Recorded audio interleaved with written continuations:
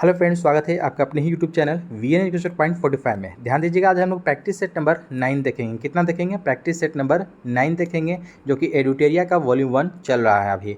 ध्यान दीजिएगा, इससे पहले हम लोगों ने 1 से लेकर 8 तक प्रैक्टिस सेट लगा रखा है, प्लेलिस्ट बना हुआ दोस्तों अलग से, इसका भी जाइए प्रैक्टिस स्टार्ट कीजिए। तो चलिए चलते सीधे प्रश्न की ओर बिना देरी किए। और प्रश्न की ओर जाने से पहले एक अनुरोध है कि जो भी चैनल को विजिट करके नए आए हैं, हमारे चैनल को सब्सक्राइब कर लें और अपने दोस्तों में भी शेयर ज़रूर कर दें। देखते हैं आज का पहला प्रश्न प्रैक्टिस सेट नंबर 9 का। तो फ्रेंड्स देखिएगा, प्रैक्टिस सेट नंबर 9 का सेशन स्टार्ट करने जा रहा हूँ मैं। और एक बार सेशन स्टार्ट होने से पहले एक बार सेशन को आप लोग प्लीज़ आपसे रिक्वेस्ट है कि लाइक कर दें और अपने एक ग्रुप में शेयर भी अवश्य कर दें। तो देखिए चलते हैं आज का पहला प्रश्न है। तो पहला प्रश्न देखेंगे दोस्तों यहाँ पर कि निम्नलिखित में से किस अधिनियम के द्वारा केंद्रीय बजट को राज्य बजट से अलग किया गया था। ध्यान देंगे, केंद्रीय बजट को राज्य बजट से जो अलग किया गया था वो किस अधिनियम के द्वारा किया गया था। ऑप्शन नंबर यहाँ से बी आपका राइट हो जाएगा दोस्तों, भारत शासन अधिनियम 1919 के अंतर्गत। किसमें? भारत शासन अधिनियम 1919 के अंतर्गत केंद्रीय बजट को राज्य बजट से अलग कर दिया गया था।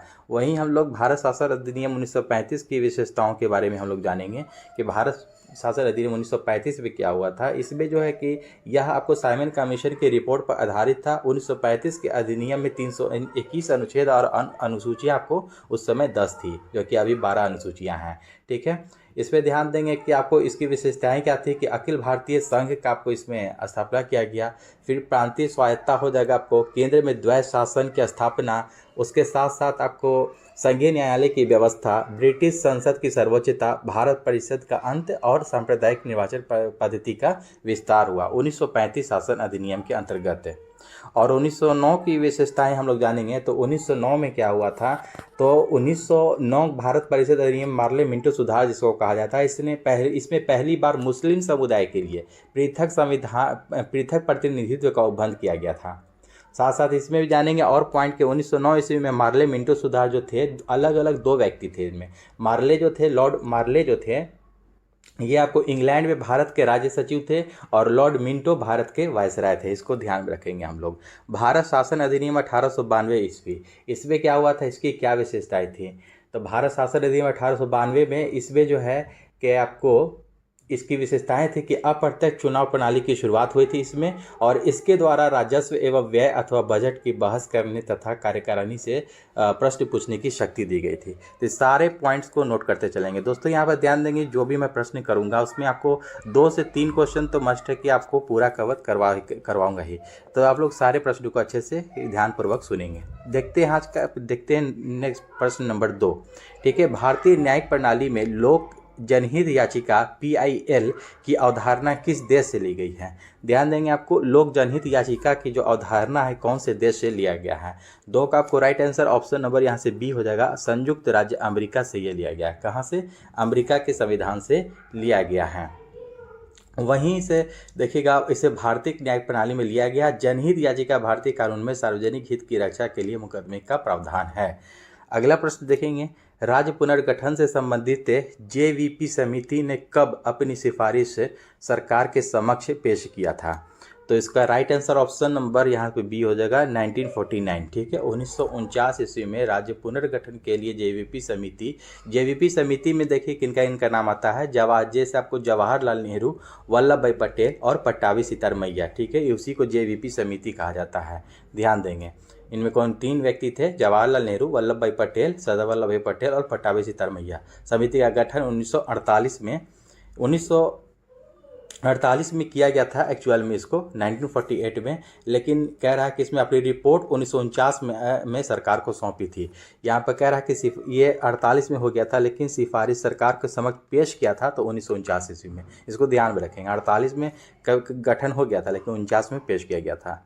नेक्स्ट क्वेश्चन देखेंगे, भारत शासन अधिनियम 1935 के तहत प्रस्तावित प्रणाली थी आपको। तो देखिएगा 1935 में अभी ऊपर हमने बताया कि अखिल भारतीय संघ। ठीक है, राइट आंसर ऑप्शन नंबर यहाँ से आपका ए हो जाएगा, अखिल भारतीय संघ। नेक्स्ट क्वेश्चन देखेंगे हम लोग, सरकारिया आयोग गठित हुआ था समीक्षा के लिए। तो यहाँ ध्यान देंगे, सरकारिया आयोग जो गठित हुआ था किसकी समीक्षा के लिए हुआ था। 5 का आपको राइट आंसर ऑप्शन नंबर देखेंगे हम लोग।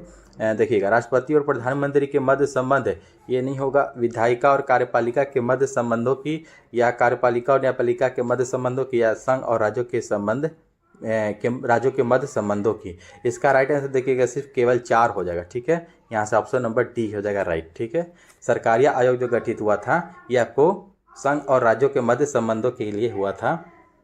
इसको ध्यान में रख देंगे हम लोग। 5 का सरकारिया आयोग जो आया था कब 1983 ईस्वी में आया था, इसको भी ध्यान रखेंगे। तो इसमें ध्यान देंगे ये जो आपको सरकारिया आयोग जो आया था 1983 में आपको ये गठित हुआ था ये आयोग, और 1987 में इसे पेश किया गया था। इसको भी ध्यान में रखेंगे हम लोग। नेक्स्ट क्वेश्चन देखते हैं।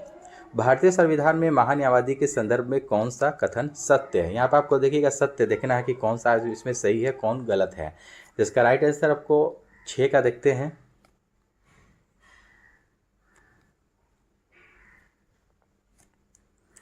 देखिएगा संविधान का अनुच्छेद 76 के अंतर्गत इस पद का सृजन किया गया, वह एक आपको 1 नंबर इसमें सही है, और वह बिना सरकार की अनुमति के किसी आपराधिक मामलों में व्यक्ति का बचाव नहीं कर सकता है, यह भी सही है आपका। वह संसद की संयुक्त बैठक में भाग ले सकता है एवं अपना मत भी दे सकता है, ये गलत है। ठीक है, तो 1 और 2 इनमें से राइट है, तो इसके अनुसार आपको राइट आंसर ऑप्शन नंबर यहाँ से सी हो जाएगा। ठीक है, 1 और 2 राइट है। नेक्स्ट क्वेश्चन है 7 नंबर की पंचायती राज संस्थाओं में आरक्षण संबंधी प्रावधान की चर्चा किस अनुच्छेद के तहत की गई है। यहाँ ध्यान देंगे आरक्षण संबंधी प्रावधान की चर्चा पूछ रहा है, तो अनुच्छेद आपको 243 का डी हो जाएगा। ध्यान दीजिएगा इसमें कि पंचायती राज की चर्चा जो है कि संविधान के अनुच्छेद 243 के ए से लेकर ओ तक किया गया है, जिसमें आपको 243 का जो ये डी है इसमें आपको आरक्षण, महिलाओं, अनुसूचित जाति और अनुसूचित जनजाति के आरक्षण यानी कि रिजर्वेशन के संबंधी प्रावधान किए गए हैं। इसको ध्यान में रखेंगे हम लोग। नेक्स्ट क्वेश्चन है आपका कि धन विधेयक के अतिरिक्त एक विधेयक जो विधानसभा ने प्रथम बार पारित कर दिया हो, विधान परिषद में कितने समय तक पड़ा रह सकता है। विधान परिषद में पूछ रहा है कि कितने समय तक पड़ा रह सकता है, तो 8 का आपको right answer option number B हो जाएगा दोस्तों, 3 माह। कितना? 3 माह तक पड़ा रह सकता है। भारतीय संविधान के अनुच्छेद 197 के तहत धन विधेयक से भिन्न विधेयकों के बारे में चर्चा की गई है, इसको भी ध्यान में रखेंगे। नेक्स्ट क्वेश्चन है कि अक्टूबर 1934 ईस्वी में कहाँ कांग्रेस समाजवादी पार्टी की स्थापना की गई थी। काफ़ी अच्छे प्रश्न है कि 1934 ईस्वी में कहाँ आपको किया गया था कांग्रेस समाजवादी पार्टी की स्थापना, तो 9 का आपको right answer option number C हो जाएगा, पटना में। कहाँ किया गया था? पटना में किया गया था। 1934 में डेट भी याद रखेंगे आप लोग, ये पूछता है। और किसने किया था ये कांग्रेस समाजवादी पार्टी की स्थापना? तो कांग्रेस समाजवादी पार्टी की स्थापना जो है कि अक्टूबर 1934 में पटना में किया गया था। जयप्रकाश नारायण, आचार्य नरेंद्र देव और मीनू मसानी इसके प्रमुख नेता थे, इसको ध्यान में रखेंगे। कौन कौन थे? 3 व्यक्ति थे, जयप्रकाश नारायण, आचार्य नरेंद्र देव और मीनू मसानी। तीनों का नाम याद रखेंगे आप लोग। इस प्रकार ऑप्शन में पूछ सकता है प्रश्न में। रेड क्लिफ समिति किसके लिए नियुक्त की गई थी? रेड क्लिफ समिति पूछ रहा है, 10 का ऑप्शन नंबर डी हो जाएगा दोस्तों। भारत एवं पाकिस्तान के बीच सीमाओं को निर्धारित करने के लिए रेड क्लिफ समिति की नियुक्ति की गई थी। इसके द्वारा कब? 1947 ईस्वी में, जुलाई 1947 में की गई थी। अगला प्रश्न 11 नंबर के guilty man of India's partition पुस्तक के लेखक किसने लिखा? देखिएगा guilty man of India's partition के लेखक कौन है? तो ऑप्शन नंबर डी हो जाएगा, राम मनोहर लोहिया। ठीक है, राम मनोहर लोहिया इनके पुस्तक के लेखक हैं। अगला प्रश्न है किस वर्ष से दास्ता को अपराध घोषित किया गया था? ध्यान देंगे किस वर्ष से दास्ता को अपराध घोषित किया गया था? तो 1860 ईस्वी में। ऑप्शन नंबर 12 का ए हो जाएगा, देखिएगा 1860 ईस्वी में। नेक्स्ट क्वेश्चन देखेंगे कि कांग्रेस के किस स्थान पर हुए अधिवेशन में गोपाल कृष्ण गोखले को विपक्ष की नेता की उपाधि दी गई थी? गोपाल कृष्ण गोखले को विपक्ष की नेता की उपाधि दी गई थी कांग्रेस के किस स्थान पर हुए अधिवेशन में? तो ये देखिएगा बनारस, यहाँ से आपका राइट आंसर हो जाएगा। 13 का राइट आंसर सी हो जाएगा, बनारस। की कांग्रेस का जो 21वां अधिवेशन आपको 1905 ईस्वी में हुआ था। कब? देखिएगा 1905 ईस्वी में हुआ था। ये आपको गोपाल कृष्ण गोखले की अध्यक्षता में बनारस में हुआ था। इस अधिनियम में बंगभंग की निंदा की गई थी। इस अधिवेशन में स्वराज पर चर्चा के दौरान गोखले को विपक्ष के नेता की उपाधि दी गई थी। अगला प्रश्न देखेंगे कि गांधी जी के द्वारा रॉलेट एक्ट के विरोध में कब पूरे देश में हड़ताल का आयोजन किया गया था? ध्यान देंगे गांधी जी के द्वारा पूछा जा रहा है कि पूरे देश में आपको रॉलेट एक्ट के विरोध में कब आपको हड़ताल का आयोजन किया गया था? तो 14 का ऑप्शन नंबर ए हो जाएगा, 6 अप्रैल 1919 ईस्वी को। कब? 6 अप्रैल 1919 ईस्वी यहाँ से आपका राइट आंसर हो जाएगा। और देखिएगा ये 13 अप्रैल क्या है, 13 अप्रैल 1919 ये जलियांवाला बाग हत्याकांड हुआ था। इस डेट को भी छोटे डेट के साथ आप लोग दिमाग याद रखेंगे, ठीक है। नेक्स्ट क्वेश्चन देखेंगे हम लोग। 15 नंबर प्रश्न देखेंगे, काफ़ी अच्छे प्रश्न हैं कि भारत सरकार अधिनियम 1935 को गुलामी का अधिकार पत्र किसने दिया था? देखिएगा भारत सरकार अधिनियम 1935 को गुलामी का अधिकार पत्र किसने कहा था? तो ऑप्शन नंबर यहाँ पर डी आपका यहाँ से राइट हो जाएगा, जवाहरलाल नेहरू ने। ध्यान देंगे कि जब भारत सरकार अधिनियम 1935 का को जवाहरलाल नेहरू ने गुलामी का अधिकार या आपको दास्ता कह लीजिए, दास्ता का आज्ञा पत्र बताते हुए इस अधिकार की घोर आलोचना किया था पंडित जवाहरलाल नेहरू ने। अगला प्रश्न है, बिहार में लोटा विद्रोह 1856 ईस्वी में किस स्थान पर हुआ था? काफ़ी अच्छे, आप इसको VBI लगा लीजिएगा, ठीक है। बिहार के एग्जामिनेशन से रिगार्डिंग काफ़ी इंपॉर्टेंट प्रश्न है कि बिहार में लोटा विद्रोह जो हुआ था 1856 में किस स्थान पर? 16 का ऑप्शन नंबर बी हो जाएगा, मुजफ्फरपुर में हुआ था। लोटा विद्रोह 1856 ईस्वी में जो हुआ था मुजफ्फरपुर में। यहाँ जेल के कैदियों ने पीतल के लोटा के स्थान पर मिट्टी का लोटा दिए जाने का विरोध किया था, ठीक है। क्या किया था? यहाँ जेल के कैदियों ने पीतल के लोटा के स्थान पर मिट्टी का लोटा दिए जाने का विरोध किया था। ये आपको इसीलिए आपको ये लोटा विद्रोह के नाम से विख्यात है, ठीक है। 1856 ईस्वी में लोटा विद्रोह मुजफ्फरपुर में हुआ था। नेक्स्ट क्वेश्चन, अकबर के शासनकाल में बिहार कितने सरकारों में विभाजित था? 17 का ऑप्शन नंबर सी हो जाएगा, 7 भाग में, ठीक है। 7 भाग में आपको मुगल शासक अकबर जो है 1574 ईस्वी में बिहार पर आक्रमण कर 1576 ईस्वी तक पटना पर अधिकार कर लिया। 1580 ईस्वी तक बिहार को मुगल साम्राज्य का एक प्रांत घोषित कर दिया गया था। नेक्स्ट क्वेश्चन देखेंगे हम लोग कि सल्तनत काल में मंत्रिपरिषद को क्या कहा जाता था? सल्तनत काल में पूछ रहा है मंत्रिपरिषद को, तो ऑप्शन नंबर बी हो जाएगा, मजलिस ए खलवत कहा जाता था। सल्तनत काल में मजलिस ए खलवत कहा जाता था मंत्रिपरिषद को। नेक्स्ट क्वेश्चन है, निम्नलिखित में से ऋग्वेद काल के किस नदी को हिरण्यनी कहा गया है? देखिएगा हिरण्यनी कहा गया है, ऋग्वेद काल में पूछ रहा है कि कौन सी नदी को? तो सिंधु नदी को। ऑप्शन नंबर बी यहाँ से आपका 19 का राइट हो जाएगा।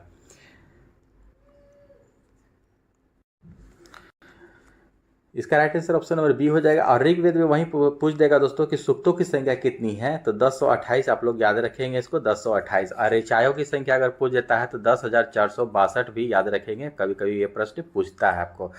ऋग्वेद में मंडल की संख्या कितनी है? तो टोटल 10 मंडलों की संख्या है, ये भी याद रखेंगे। और वहीं अथर्वा वेद में आपको पूछ देगा कि मंडल की संख्या कितनी है, तो 20 याद रखेंगे ये भी। नेक्स्ट क्वेश्चन है कि भगवान महावीर का प्रथम अनुयायी कौन था? तो 20 का आपको ऑप्शन नंबर देखिएगा, सी हो जाएगा, जामिल। जामिल कौन था? देखिएगा महावीर स्वामी क्या थे? देखिएगा भगवान महावीर जो थे स्वामी, आपको महावीर स्वामी जैन धर्म के 24वें और अंतिम तीर्थंकर थे। क्रम भी याद रखेंगे, 24वें और अंतिम तीर्थंकर थे। ये महावीर का जन्म कब हुआ था ध्यान रखेंगे साथ साथ हम लोग। तो महावीर का जो जन्म हुआ था 540 ईसा पूर्व, ठीक है। 540 BC भी शॉर्टकट में इसको लिखते हैं, BC का मतलब होता है बिफोर ऑफ जीसस क्राइस्ट, ठीक है। तो 540 ईसा पूर्व में कुंडग्राम वैशाली में हुआ था, कुंडग्राम वैशाली में, जगह भी याद रखेंगे आप लोग। नेक्स्ट क्वेश्चन देखेंगे हम लोग कि जब ग्रीनविच में दोपहर के 1 बजा हो तो उस समय भारत का मानक समय क्या होगा? जब ग्रीनविच में दोपहर का अगर 1 बजा हो, इस तरह का देखिएगा प्रश्न एग्जामिनेशन में बार बार पूछा जाता है, इसको ध्यान रखेंगे कि उस समय भारत का मानक समय वहाँ पर क्या होगा। तो 21 का ऑप्शन नंबर यहाँ से देखिएगा डी हो जाएगा, शाम के 6:30 बजे होंगे, शाम के 6:30 बजे होंगे। यहाँ पर ध्यान देंगे 6:30, देखिएगा शाम के 6:30 जो बजेंगे। तो ये भारत का अपना जो मानक समय है कितना आगे है, प्लस आपको 5.1/2, 5.5 घंटा आपको आगे है, ठीक है। 5.5 घंटा आगे है। इस तरह से आपको देखिएगा 1 बज रहा है यहाँ पर, अगर तो 1 बजे जोड़ देंगे आपको तो 1 6 आप 6:30 हो जाएगा, ठीक है। 1 और 5 6 हो गया, 6:30 बजेगा आपको राइट आंसर। इस प्रकार से क्या है, क्योंकि यदि भारत का जो ग्रीनविच है हमारा 82.5 डिग्री पूर्वी देशांतर आपको पड़ता है, इसको ध्यान रखेंगे। 22 नंबर प्रश्न है दोस्तों कि पृथ्वी की अपने कक्ष में सूर्य से निकटतम दूरी को क्या कहते हैं? तो ऑप्शन नंबर बी यहाँ से राइट हो जाएगा, उपसौर कहते हैं, पेरीहेलियन, ठीक है। इसको याद रखेंगे, उपसौर। उपसौर की जो तिथि है, तिथि भी पूछ देता है कि कौन सी तिथि को होती है, तो 3 जनवरी याद रखेंगे, 3 जनवरी को होता है, ये आपको याद रखना है, उपसौर होता है। और वहीं पूछ देगा कि आपको पृथ्वी की अपने कक्ष में सूर्य से अधिकतम दूरी को क्या कहते हैं। अगर सबसे अधिकतम दूरी पूछ देगा तो अपसौर आप लोग आंसर उसका लगाएंगे, उत्तर क्या अपसौर लगाएंगे। और अपसौर की अगर तिथि पूछ देता है तो 4 जुलाई डेट इसका भी याद रखेंगे आप लोग, ठीक है। 4 जुलाई को सबसे अधिक दूरी होती है, इसको अपसौर कहा जाता है सूर्य से, ठीक है। नेक्स्ट क्वेश्चन देखेंगे हम लोग, दक्षिण भारत का सर्वोच्च शिखर का नाम क्या है। दक्षिण भारत के सर्वोच्च शिखर का नाम क्या है, तो 23 का ऑप्शन नंबर डी हो जाएगा अन्यमोदी, ठीक है। अन्यमोदी की अगर ऊंचाई पूछता है तो 2696 मीटर आपको याद रखना है, ठीक है, अन्यमोदी। और दूसरी सबसे ऊंची चोटी अगर पूछता है दक्षिण भारत की तो दोदा बेटा भी याद रखेंगे, इसकी ऊंचाई है 2637 मीटर, ठीक है, इसको भी याद रखना है हम लोग को, ठीक है। नेक्स्ट क्वेश्चन देखते हैं हम लोग 24 नंबर कि निम्नलिखित में से कौन सी नदी भ्रंश घाटी से प्रवाहित होती है। भ्रंश घाटी से कौन सी नदी प्रवाहित होती है, तो 24 का ऑप्शन नंबर ए हो जाएगा नर्मदा नदी, ठीक है। नर्मदा और ताप्ती ये दोनों नदियाँ, इसके साथ साथ ताप्ती भी याद रखेंगे, ताप्ती, ठीक है, ताप्ती, नर्मदा और ताप्ती ये दोनों नदियाँ जो हैं कि भ्रंश घाटी से प्रवाहित होती है। नर्मदा नदी जो है कि पश्चिम दिशा में बहती है, यानी कि ये उल्टा बहती है, ठीक है, इसको भी याद रखना है हम लोग को। डेल्टा, ये भी प्रश्न पूछता है कि डेल्टा न बनाने वाली नदी कौन सी है, तो एनटी, शॉर्टकट में एनटी, इस तरह से नर्मदा और ताप्ती याद रखेंगे आप लोग। नेक्स्ट क्वेश्चन देखते हैं हम लोग 25 नंबर प्रश्न देखिएगा, सूची को सूची 2 से मिलान करना है। समुद्री धारा और महासागर यहाँ पर दे रखा है, यहाँ पर ध्यान दीजिएगा कि इसका राइट आंसर देखिए कि अबुलहास जो धारा है आपको ये हिंद महासागर में चलती है, और एल नीनो आपको ये दक्षिणी प्रशांत महासागर में चलती है। क्यूरिशो की अगर बात करें, क्यूरिशो धारा ये आपको उत्तरी प्रशांत महासागर में चलती है, और बेंगुएला धारा जो है ये आपको दक्षिणी अटलांटिक महासागर में चलती है। तो इस प्रकार आपको राइट आंसर 25 का ऑप्शन नंबर यहाँ से देखेंगे, ऑप्शन नंबर यहाँ से सी आपका राइट हो जाएगा, ठीक है। नेक्स्ट क्वेश्चन देखते हैं हम लोग कि बुशमैन जनजाति पाए जाते हैं। देखिएगा, ध्यान देंगे, बुशमैन जनजाति जो है आपको कहाँ पाए जाते हैं, तो ऑप्शन नंबर यहाँ से बी हो जाएगा कालाहारी रेगिस्तान, आपको कालाहारी मरुस्थल आपको बोत्सवाना में पड़ता है, इसको ध्यान रखिएगा। आपको कालाहारी मरुस्थल में पाया जाता है बुशमैन जनजाति, ठीक है। अगला प्रश्न है कि वह कौन सी नदी है जिसका उद्गम एवं मुहाना भारतीय गणराज्य में है। ध्यान दीजिएगा, इसमें से कौन सी नदी है जो इसका उद्गम और मुहाना दोनों जो कि भारतीय गणराज्य में पड़ता है, तो 27 का आपको राइट आंसर ऑप्शन नंबर यहाँ पर ए ही हो जाएगा, गोदावरी नदी का, ठीक है। गोदावरी नदी जिसका उद्गम और मुहाना दोनों जो है कि भारतीय राज्य में है, यह भारतीय प्रायद्वीप का एक प्रमुख नदी है। इसे दक्षिण का गंगा भी कहा जाता है, गोदावरी को दक्षिण का गंगा भी अगर प्रश्न पूछता है तो इसको कहा जाता है। ये आपको इसकी उत्पत्ति है पश्चिमी घाट के नासिक में आपको त्र्यंबक गांव की पहाड़ी से निकलती है, ठीक है, इसको ध्यान में रखना है। अगला प्रश्न देखेंगे हम लोग 28 नंबर यहाँ से, ठीक है। प्रमुख मत्स्य क्षेत्र ग्रैंड बैंक स्थित है। देखिएगा, ग्रैंड बैंक आपको ये स्थित है, प्रमुख मत्स्य क्षेत्र है, यहाँ पर आपको मछली पकड़ने का ये केंद्र है। तो 28 का ऑप्शन नंबर सी हो जाएगा, उत्तरी अटलांटिक महासागर में। Right answer option number C हो जाएगा। अगला प्रश्न, निम्नलिखित में से कौन सी मुद्रा या मुद्राएं कृत्रिम समझी जाती है, तो ऑप्शन नंबर यहाँ से सी हो जाएगा SDR, ठीक है। SDR जो है आपको 29 का, ये आपको कृत्रिम समझी जाती है। SDR का फुल फॉर्म होता है आपको स्पेशल ड्राइंग राइट्स, ठीक है, स्पेशल ड्राइंग राइट्स से। अगला प्रश्न 30 नंबर देखेंगे हम लोग, भारतवर्ष में सिक्कों की ढलाई होती है। भारतवर्ष में सिक्कों की जो ढलाई होती है, ढलाया जाता है, ऑप्शन नंबर डी हो जाएगा, मुंबई, कोलकाता और हैदराबाद में। 31 नंबर प्रश्न देखेंगे दोस्तों कि बाजार के अस्तित्व के लिए सबसे अनिवार्य क्या है। ध्यान दीजिएगा यहाँ पर कि बाजार के अस्तित्व के लिए पूछ रहा है कि सबसे अनिवार्य यहाँ पर क्या हो जाएगा आपको।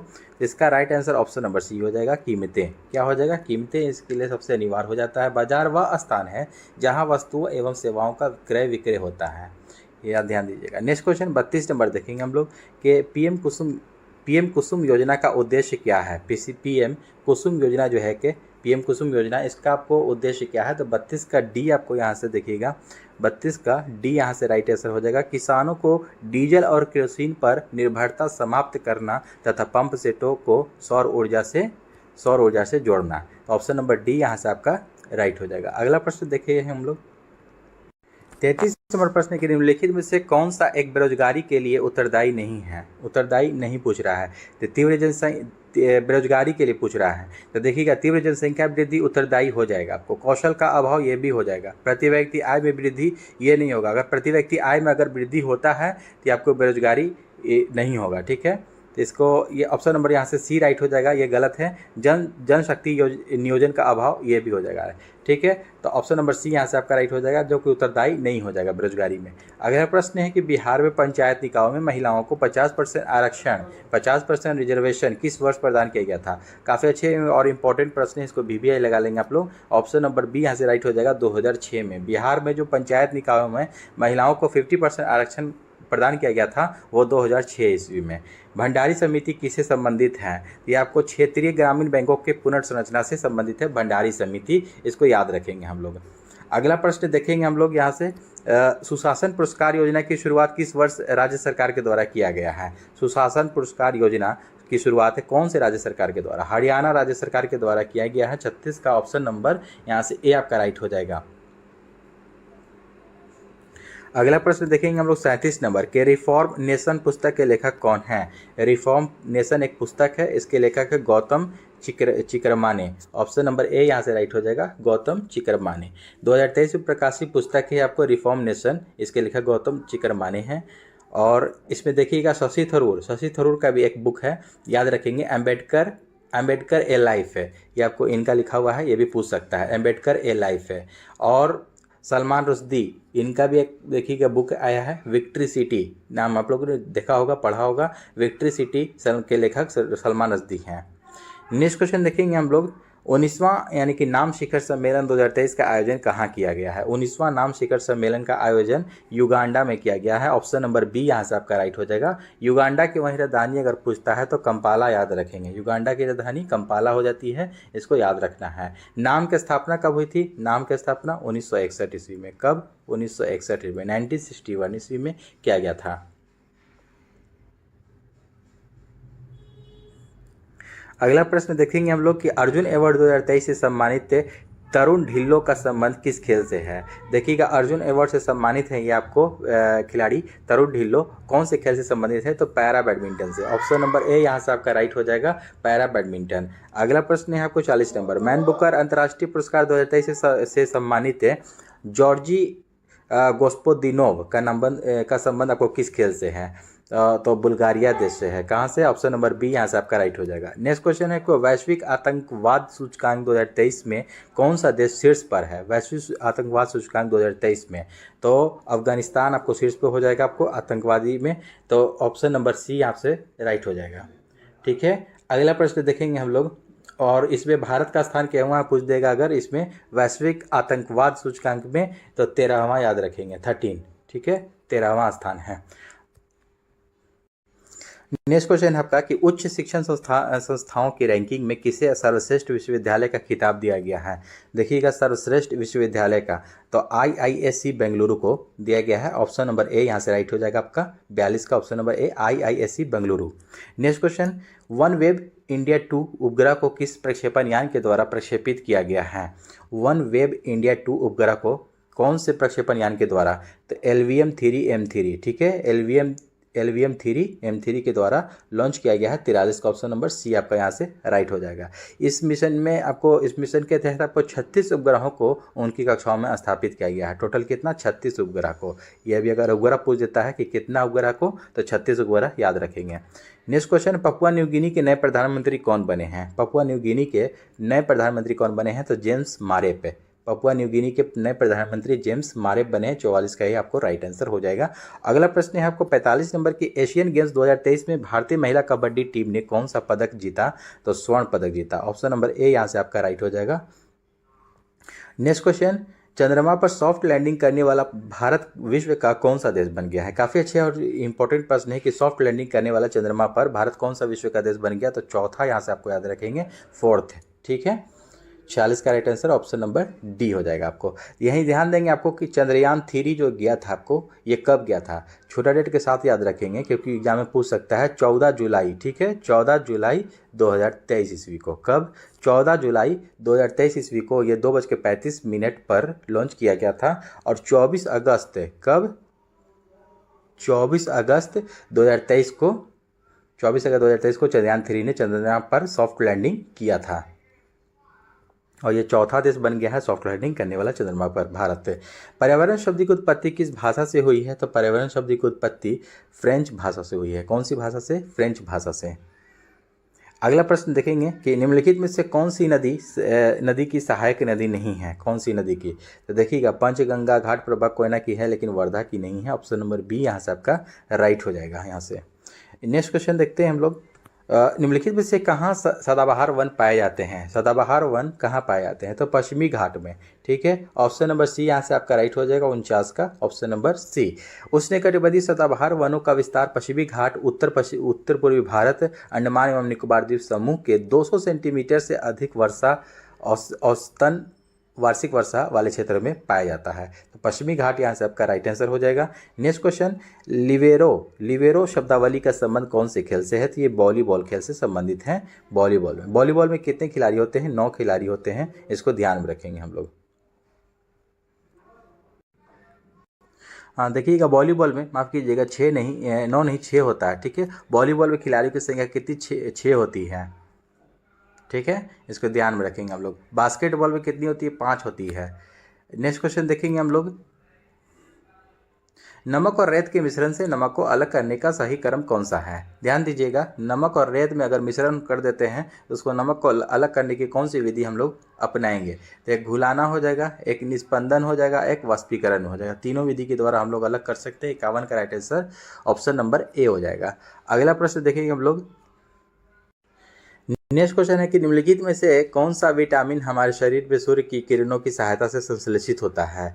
तो सूर्य की किरणों से कौन सा विटामिन? 52 का ऑप्शन नंबर यहाँ से 52 का ए हो जाएगा। विटामिन डी जो है आपको सूर्य की किरणों से हमारे शरीर में संश्लेषित होता है।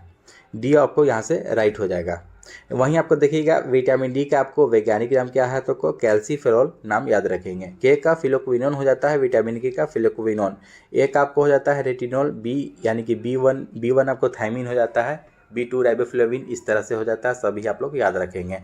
अगला प्रश्न है कि स्टिल्ट रूट्स, ठीक है, स्टिल्ट रूट्स मौजूद होते हैं किस में? तो गन्ना और मक्का में मौजूद होते हैं। ऑप्शन नंबर सी यहाँ से आपका राइट हो जाएगा।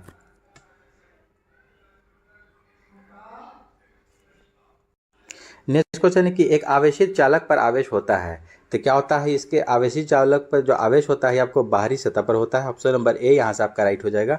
नेक्स्ट क्वेश्चन है कि स्वपोषी में आंतरिक कोशिकीय ऊर्जा किस रूप में संग्रहित होता है? तो स्टार्च के रूप में संग्रहित होता है। ऑप्शन नंबर सी यहाँ से आपका राइट हो जाएगा। नेक्स्ट क्वेश्चन देखते हैं हम लोग, निम्नलिखित में से कौन ईस्ट या द्वारा अवायवीय श्वसन का उत्पाद है? ईस्ट के द्वारा अवायवीय श्वसन का उत्पाद है। तो ऑप्शन नंबर सी यहाँ से राइट हो जाएगा। कार्बन डाइऑक्साइड, शराब और ऊर्जा यहाँ से आपका राइट आंसर हो जाएगा। अगला प्रश्न देखेंगे हम लोग कि इनमें से कौन परागन को संदर्भित करता है? परागन को इनमें से कौन आपको संदर्भित करता है? तो 57 का ऑप्शन नंबर यहाँ से सी हो जाएगा दोस्तों, कि परागकोश से वर्तिकाग्र में पराग का स्थानांतरण। परागकोश से वर्तिकाग्र में पराग का स्थानांतरण यहाँ से राइट आंसर हो जाएगा। 58 नंबर प्रश्न है कि क्लिनिकल थर्मामीटर की सीमा क्या है? तो 35 से आपको 42 डिग्री सेल्सियस होता है। ऑप्शन नंबर ए यहाँ से आपका राइट हो जाएगा। 35 से 42 डिग्री सेल्सियस क्लिनिकल थर्मामीटर जो होता है, यह शरीर के तापमान को मापने के लिए विशेष रूप से डिजाइन किया गया है। नेक्स्ट क्वेश्चन है कि गैस के अणुओं की गतिज ऊर्जा बढ़ जाती है तो तापमान में वृद्धि के साथ। ऑप्शन नंबर बी आपको यहाँ से राइट हो जाएगा। तापमान में वृद्धि के साथ गतिज ऊर्जा बढ़ती है क्योंकि तापमान में वृद्धि के साथ कणों की गति बढ़ जाती है। नेक्स्ट क्वेश्चन है कि इलेक्ट्रिक हीटर में परिवर्तित होती है तो ये आपको विद्युत ऊर्जा उष्मीय ऊर्जा में, इलेक्ट्रिक हीटर में क्या होता है? विद्युत ऊर्जा को उष्मीय ऊर्जा में बदल देता है। ऑप्शन नंबर डी यहाँ से आपका राइट हो जाएगा। नेक्स्ट क्वेश्चन है यहाँ पर आपका 61 नंबर के ENT, देखिएगा ENT कान, नाक एवं गला का जो डॉक्टर है जो उपयोग करता है किस चीज़ का? अवतल दर्पण का ये उपयोग करता है। इसमें से आपका राइट आंसर हो जाएगा। नेक्स्ट क्वेश्चन है कि दहन एक प्रतिक्रिया है जिसमें एक पदार्थ के साथ प्रतिक्रिया करता है। दहन एक प्रक्रिया है जिसमें एक पदार्थ के साथ प्रतिक्रिया करता है। कौन? ऑक्सीजन। ऑप्शन नंबर बी आपका यहाँ से राइट हो जाएगा। ऑक्सीजन जो है कि आपको प्रतिक्रिया करता है। अगला प्रश्न है कि पानी को जीवाणु रहित करने के लिए प्रयुक्त अधातु कौन सा है? अगर पानी को जीवाणु रहित करना है तो कौन सी अधातु का हम लोग यूज़ करेंगे? तो 63 का ऑप्शन नंबर ए हो जाएगा, क्लोरीन। ठीक है, क्लोरीन से हम लोग ये अधातु यूज़ करके जीवाणु रहित करते हैं। नेक्स्ट क्वेश्चन है आपको कि आभूषण बनाते समय सामान्यतः सोने के साथ मिश्रण धातु है। तो आभूषण अगर हम जब बनाते हैं तो सोने के साथ आपको मिश्रित धातु कौन सी हो जाएगी? तो 64 का ऑप्शन नंबर बी हो जाएगा, तांबा धातु हो जाएगा। Right answer option number B हो जाएगा, तांबा। नेक्स्ट क्वेश्चन है कि बोतल और जार को बनाने के लिए कांच जैसी सामग्री को बदलने के लिए किस प्लास्टिक का उपयोग किया जाता है? तो ऑप्शन नंबर ए यहाँ से आपका राइट हो जाएगा, पॉलीइथाइलिन टेरेफ्थेलेट, ठीक है, PET. Right answer option number A हो जाएगा। ऑप्शन नेक्स्ट क्वेश्चन देखेंगे कि किसी ध्वनि की पिच को किसके द्वारा मापा जा सकता है? किसी ध्वनि की पिच को जो हम लोग मापते हैं कि किसके द्वारा? तो ये आवृत्ति यानी कि हर्ज। आवृत्ति का एसआई इकाई क्या होता है? हर्ज, याद रखेंगे। तो आवृत्ति के द्वारा मापा जाता है। 66 का ऑप्शन नंबर ए हो जाएगा दोस्तों, यानी कि फ्रीक्वेंसी के द्वारा। आवृत्ति का एसआई इकाई पूछ जाएगा तो हर्ज आप लोग मारेंगे, इसका राइट आंसर हो जाएगा। अगला प्रश्न है, निम्नलिखित में से कौन रक्त के संचरण में मदद करता है? तो एरिथ्रोसाइट, ठीक है। 67 का ऑप्शन नंबर ए हो जाएगा, एरिथ्रोसाइट। एरिथ्रोसाइट को ही हम लोग कहते हैं आरबीसी, ठीक है। क्या कह रहा है? रक्त के संचरण में मदद करता है, तो एरिथ्रोसाइट यानी कि आरबीसी याद रखेंगे, आरबीसी को ही कहा जाता है। नेक्स्ट क्वेश्चन देखेंगे हम लोग, इनमें से कौन बल की इकाई नहीं है? देखिएगा, बल की इकाई इनमें से नहीं पूछ रहा है, पाउंड, डाइन, जूल या न्यूटन। 68 का ऑप्शन नंबर सी हो जाएगा, जूल, ठीक है। जूल जो है कि इसमें बल की इकाई नहीं है, या अदरवाइज आपको पाउंड, डाइन, न्यूटन ये सब हो जाएगा, ठीक है। नेक्स्ट क्वेश्चन देखेंगे हम लोग, बल का एसआई इकाई आपको देखिएगा, सीजीएस मात्रक में न्यूटन होता है आपको, और एफईएस मात्रक पूछ जाएगा तो डाइन हो जाएगा, इसको याद रखेंगे आप लोग। नेक्स्ट क्वेश्चन है आपका कि 1 मीटर का 10 लाखवां भाग होता है। देखिएगा, 1 मीटर का पूछ रहा है कि 10 लाखवां भाग क्या होता है? तो माइक्रोमीटर। ऑप्शन नंबर बी आपको यहाँ से राइट हो जाएगा। 1 माइक्रोमीटर को माइक्रोन के रूप में भी जाना जाता है। यह लंबाई की एसआई इकाई है जिसका मान 10⁻⁻6 मीटर या मीटर का 10 लाखवां भाग होता है। तो ऑप्शन नंबर बी यहाँ से आपका राइट हो जाएगा। नेक्स्ट क्वेश्चन देखेंगे, निम्नलिखित में से कौन सा एक नाभिक का भाग नहीं है? नाभिक का भाग नहीं है पूछ रहा है, तो देखिएगा ऑप्शन नंबर यहाँ से सी आपका राइट हो जाएगा, ये नहीं है। ऑप्शन नंबर सी, सेंट्रोसोम, ठीक है। सेंट्रोसोम नाभिक का ये भाग नहीं है। क्रोमैटिन पूछता है अगर, न्यूक्लियस और न्यूक्लियोप्लाज्म, ये तीनों आपको नाभिक का भाग है। अगला प्रश्न है कि किन रसायनों के जैव आवर्धन से मानव में मिनीमाता तथा इटाई रोग उत्पन्न होता है? देखिएगा, काफ़ी अच्छे प्रश्न है कि किन रसायन के अगर जैव आवर्धन से मानव में मिनीमाता रोग एक होता है और ये इटाई रोग। तो मिनीमाता रोग जो होता है ये मरकरी के कारण होता है, यानी कि Hg पारा जिसको कहते हैं, और कैडमियम के आपको ये से इटाई नामक रोग हो जाता है, इसको ध्यान में रखें। ऑप्शन नंबर ए यहाँ से राइट हो जाएगा। अगला प्रश्न, निम्नलिखित में से कौन सा रोग वायु द्वारा संचारित होता है? देखिएगा, वायु द्वारा संचारित होने वाला रोग पूछ रहा है। ये आपको क्षय रोग और निमोनिया। ऑप्शन नंबर सी यहाँ से आपका राइट हो जाएगा, 72 का। क्षय रोग और निमोनिया जो है कि वायु जनित रोग है, वायु में उपस्थित रोगजनक के माध्यम से फैलते हैं। ये रोगजनक में वायरस और बैक्टीरिया दोनों शामिल हो सकते हैं, जो कि खांसने, छींकने, व्यक्तिगत संपर्क के माध्यम से फैलते हैं, ये सब ध्यान रखिएगा। नेक्स्ट क्वेश्चन है आपका कि निम्नलिखित में से कौन सा गर्म रक्त यानी कि वार्म ब्लडेड वाले जंतुओं का समूह है? तो ये पक्षी जो हो जाएगा, आपका यहाँ राइट आंसर हो जाएगा। पक्षी जो होते हैं ये गर्म रक्त वाले ब्लड वाले आपको जंतु में आ जाते हैं। नेक्स्ट क्वेश्चन है कि शरीर का वह कौन सा अंग ग्रोथ हार्मोन रिलीजिंग फैक्टर पैदा करता है? ग्रोथ हार्मोन रिलीजिंग फैक्टर, तो हाइपोथैलेमस। ऑप्शन नंबर बी यहाँ से आपका राइट हो जाएगा, हाइपोथैलेमस है। नेक्स्ट क्वेश्चन है 75 नंबर और आज का ये अंतिम प्रश्न है सेट का। विकासवादी सिद्धांत के अनुसार एक नई प्रजाति का गठन सामान्यतः किसके कारण होता है? 75 का ऑप्शन नंबर यहाँ से देखिएगा, बी आपको राइट हो जाएगा कि कई पीढ़ियों में विविधताओं का संचय के कारण। विकासवादी सिद्धांत के अनुसार एक नई प्रजाति का गठन सामान्यतः इसी के कारण होता है। तो दोस्तों, आई होप कि आज का ये सेशन अच्छा लगा हो तो अपने चैनल को सब्सक्राइब करें और अपने दोस्तों में भी जरूर शेयर करें, और इस सेशन को लाइक करें और कमेंट करें प्यारा सा, ताकि हमको मोटिवेशन मिलता रहे। जल्दी मिलते हैं एक और नेक्स्ट सेट में। जय हिंद।